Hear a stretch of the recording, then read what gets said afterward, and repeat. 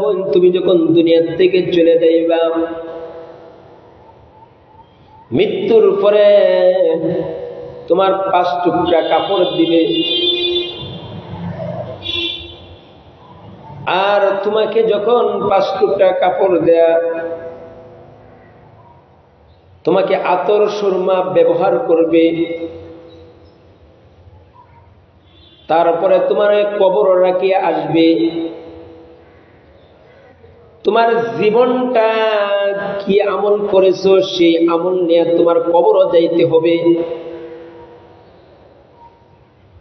তোমার জীবনে যে এত সুন্দর আল্লাহ চেহারা দান করছে, এই চেহারার ভিতরে যে তুমি এত উজ্জ্বল বানাইছো চেহারা, এই চেহারা উজ্জ্বলের তোমার হিসাব দিতে হবে।